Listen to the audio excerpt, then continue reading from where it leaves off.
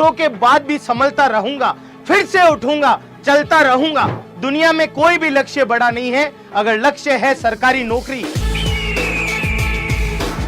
तो मौका है DSSB जूनियर असिस्टेंट, LDC और स्टेनो का। तो सफलता प्राप्त करने के लिए आज ही जुड़िए गुरुकुल बैच से,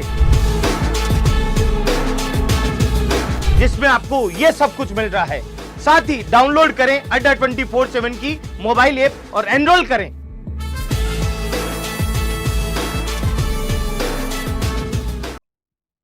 hello everyone, welcome to the Rajasthan Adda 24/7। Guys, हम बात करने वाले हैं जूनियर असिस्टेंट, LDC और स्टेनो के बारे में। DSSB एग्जाम को लेकर के कई सारे स्टूडेंट्स के मन में बहुत ज्यादा क्वेश्चंस है कि एग्जाम ऑनलाइन होगा या ऑफलाइन होगा। तो पहली चीज यहाँ पर क्लियर मैं आपको करना चाहता हूँ कि एग्जाम आपका यहाँ पर ऑनलाइन होगा और मल्टी शिफ्ट में होगा। यहाँ पर एग्जाम है वो आपके मल्टी शिफ्ट में आयोजित होगा, यानी कि हो सकता है कि मल्टीपल जो स्टूडेंट्स हैं उनका किसी को मान लो मंडे को हो, ट्यूसडे को, वेडनेसडे को, इस टाइप से ऑनलाइन एग्जामिनेशन मल्टी शिफ्ट में। ऑनलाइन एग्जामिनेशन में आपके एक समय में एक ही क्वेश्चन आप देख पाते हैं। आपको पता होगा कि इसके अंदर 200 क्वेश्चंस आने वाले हैं, 200 क्वेश्चंस है। और जो नेगेटिव मार्किंग है वो 0.25 मार्क्स है। और एक क्वेश्चन आपका 1 नंबर का यहाँ पर रहने वाला है, 1 अंक का। अब आप कहोगे कि 200 क्वेश्चन कौन कौन से सब्जेक्ट के आने वाले हैं, तो आपके जीए के 35 क्वेश्चन आपसे पूछे जाएंगे।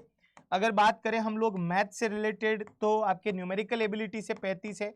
रीजनिंग के बारे में बात कर रहे हैं तो रीजनिंग के आपके 35 क्वेश्चन है। हिंदी के बारे में बात करते हैं तो हिंदी के भी 35 है। इंग्लिश के बारे में बात करते हैं तो इंग्लिश के भी आपके 35, और कंप्यूटर जो सब्जेक्ट यहाँ पर दिया हुआ है उसके भी आपको यहाँ पर 25 क्वेश्चन पूछे जाएंगे। पहले कंप्यूटर के पूछे नहीं जाते थे, बाकी पांचों विषय के आपके 40-40 क्वेश्चन है वो पूछे जाते थे। तो एग्जाम कैसे होगा उसके बारे में बात हो गई। अब बात करते हैं नॉर्मलाइजेशन प्रोसेस की। अगर नॉर्मलाइजेशन प्रोसेस की बात करते हैं तो ये क्यों लागू होता है? जब एग्जाम आपके मल्टी शिफ्ट में लागू होता है, जब एग्जाम आपके मल्टी शिफ्ट में कंडक्ट करवाया जाता है तो ये नॉर्मलाइजेशन प्रोसेस है वो लागू किया जाता है। नॉर्मलाइजेशन प्रोसेस को इसलिए यूज करते हैं कि अलग अलग शिफ्ट में एग्जाम का अलग अलग लेवल आता है और अलग अलग अटेम्प्ट आपके स्टूडेंट्स करते हैं, और उसमें आपके एवरेज मार्क्स का जो रेशियो है वो निकाला जाता है। और साथ ही ये भी देखा जाता है कि शिफ्ट है, जो भी शिफ्ट, जिस शिफ्ट में आपके एग्जाम हुआ, कई बार हार्ड पेपर बन जाता है, कई बार मिड लेवल का पेपर बन जाता है, कई बार इजी लेवल का पेपर बन जाता है।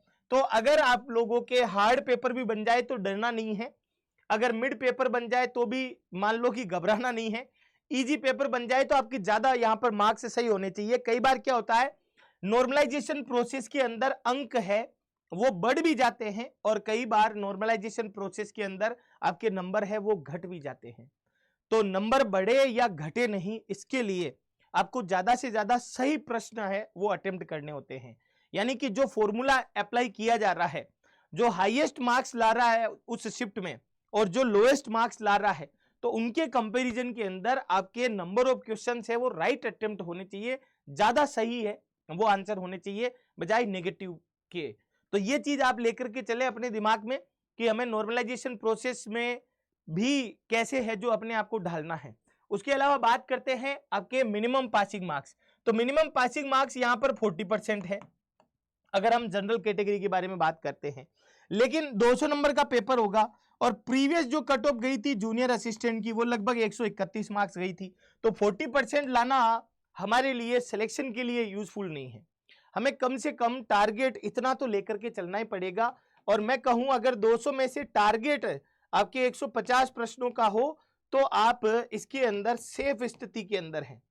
अगर आपके 200 में से 150 नंबर का टारगेट नहीं बन रहा है तब आप किसी भी प्रकार की समस्या से अपने आप को जूझते हुए नजर आएंगे। तो ये बात हो गई। अब बात करते हैं सर हमारी तैयारी है वो कैसे होनी चाहिए, हमारी प्रिपरेशन है वो कैसी होनी चाहिए। तो प्रिपरेशन को लेकर के देखो, आपके जो बेसिक सिलेबस है, बेसिक जो सिलेबस है वो बेसिक सिलेबस आपको पूरा करना चाहिए। बेसिक सिलेबस कौन कौन से सब्जेक्ट में पूरा करने से आप उसमें आउट ऑफ मार्क्स ला सकते हैं। सबसे पहले अगर बात करें तो मैथ्स जो है उसमें आपके 35 क्वेश्चन आ रहे हैं, तो 35 के 35 क्वेश्चन भी आप सही कर सकते हैं अगर आपने मैथ के ऊपर अच्छी तैयारी की है। जो बेसिक कॉन्सेप्ट है, जितने भी टॉपिक है वो आपके क्लियर है, तो बेसिकली अर्थमेटिक ज्यादा पोर्शन आता है इसमें, और मेंसुरेशन का पोर्शन है वो पूछा जाता है। दूसरा सब्जेक्ट है आपके रीजनिंग, दूसरा सब्जेक्ट है रीजनिंग। इसमें भी आप 35 के 35 क्वेश्चन सही कर सकते हैं, बस थोड़ा सा आप ध्यान रखें तो। अब यहां पर क्या है कि कई सारे विद्यार्थी दो भागों में बढ़ जाते हैं, हिंदी और इंग्लिश को लेकर के, हिंदी और इंग्लिश को लेकर के। तो ये इन दोनों के अंदर ज्यादातर जो पोर्शन होता है वो ग्रामर का पोर्शन ही होता है, और इसमें भी आपके 35 का है और इधर भी आपके 35 का है। तो मैं एक स्टूडेंट्स को यहां पर लेकर के चल रहा हूं, और जो आपके एक सब्जेक्ट है कंप्यूटर, जिसमें आप यहां पर कितने नंबर, 25 में से 25 नंबर ला सकते हैं। अगर आप इन 4 सब्जेक्ट को मेजरली लेकर के चलें, 4 ही सब्जेक्ट को, हिंदी और इंग्लिश में से कोई तो अच्छी होगी किसी ना किसी की, ये तो एक्स्ट्रा बैकअप है, जो मान लो कि किसी के भी नंबर कम हो रहे हैं तो वो उधर ज्यादा आने चाहिए।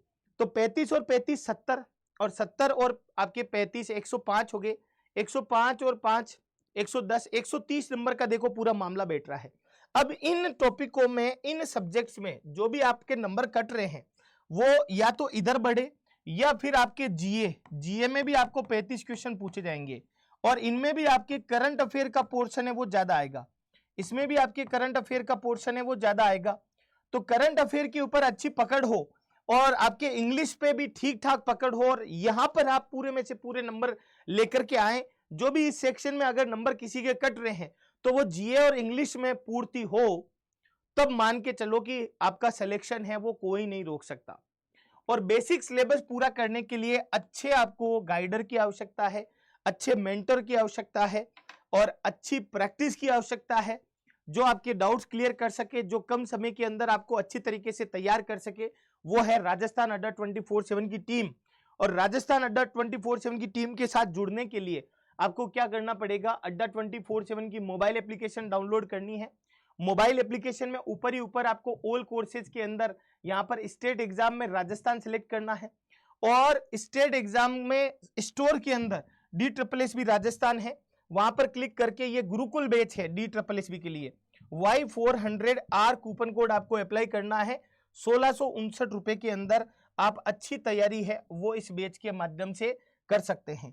कूपन कोड आपको कौन सा यूज करना है, Y400R, Y400R coupon code use करें, और कोइंस का यूज करना ना भूलें। तो इसी के साथ इजाजत लेता हूं। All the very best, thank you very much.